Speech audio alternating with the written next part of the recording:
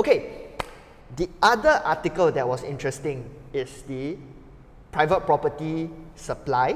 The land supply has been increased by 25%. I had quite a number of people who texted me and said, hey Alvin, the percentage increased by 25%, that's quite a lot. Would that affect prices? And that is very natural, very common. If you have economics fundamentals, it will be very commonsensical, right? But the 25% increase, it's not going to affect the undersupply scenario that we are seeing by much. We are still going to see a huge undersupply in the market. And how the government has very cleverly navigated this is by putting more properties on the reserve list rather than in the confirmed list. So in the reserve list, the developers have to come into the market and trigger the tender before the land gets sold. So basically they put it out there. If nobody bid, if the developers don't come in to bid, the land is not sold. And they are not flooding the market with supply. But what is interesting that I noticed, so this article is today, 2021. I show you the next article. The title, the wording, the contents in it is extremely similar to the article today, and this was dated 2016.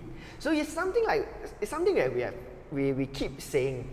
The supply, what is happening today is very, very similar to what was happening in 2016, down to the fact that even the news article seems like the same. The wording in the news article is very, very similar. So how do we use this to our advantage? I think that's the important question lah. So for those who are joining us for the first time, right, I will do a very quick run through on this table. So for our loyal supporters, like Kit and YK, right, you guys hear this every single month, so pardon me, but it is my favorite chart, and there's a lot that we can take away from this chart. So in the article, right, remember 2016, the government started to kick up the land supply. Why? It was because the developers you see this table, right? Over in 2016, that article was Q2 2016. So it was when the developers' inventory started to dip below the 20,000 mark, and the government noticed that the developers were short on supply and they had to come into the market, so they were trying to feed that demand to avoid property prices from shooting up too much. That said, they didn't do a fantastic job, because once they released that land, apparently it wasn't nearly enough, and that resulted in the en bloc rush that we saw in 2016, 2017, ending in 2018 with the cooling measures. So it's very, very similar scenario to today. Today, the outstanding developer stock should have dipped below the 21,000 mark already. So it's very, very close, because this chart was done last year. So today it's going to be dipping under the 21,000 mark very, very soon. And similarly, the government is taking that as a trigger, and they are releasing more land supply.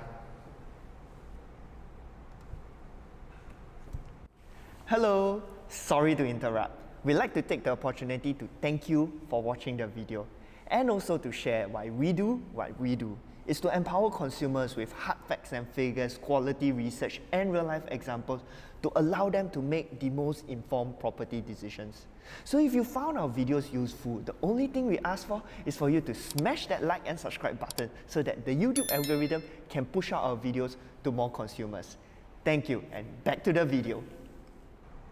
But there is a difference between what was happening in 2016, 2017. We all know what happened after that, right? The 2016 lack of land supply, developers came into the en bloc market, and that triggered a surge in the market, so much so that the government had to come in with cooling measures in 2018. But today, right? While similarly, we have a short of supply in terms of developer stock and in terms of land. We have on top of that, right, concerns on inflation due to low interest rates and due to quantitative easing, not just from the United States, but also from the Singapore government, right?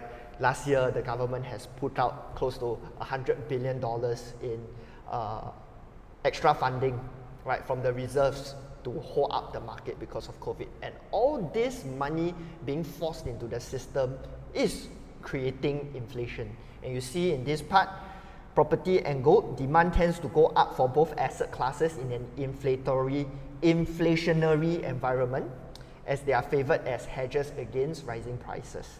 So that is one thing that is different. The second thing that is different is the lack in manpower. So this was also another article from last month, right?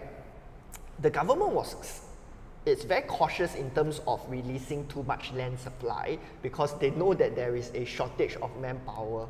So if they release too much land, there's not enough manpower to build the land, and that's going to result in even higher prices because the developers have to spend more money hiring manpower, and they will be charging that back to the consumers. So it's a very, very fine balancing act, which is going to bring me to the next slide. I'm not sure if there's many of you who have watched this show, The Perfect Storm. I thought this was very apt and a very apt example to use because there's a lot of factors that is basically causing the property price to be like that boat over there.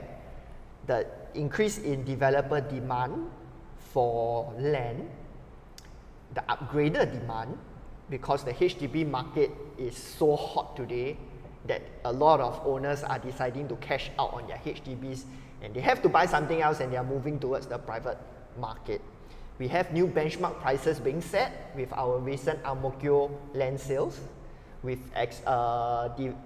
developer break-even prices, expected sale prices close to 2,000, in excess of 2,000 per square feet. So that's the next benchmark price. And people are going to realize that the next benchmark price, which is perhaps the top of the boat, the top of the wave over here is so much higher than where we are today. So the prices will be catching up to that real soon.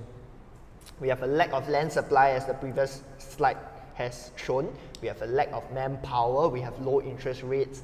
We have quantitative easing and inflation coming in. So all these factors are basically forcing real estate prices up.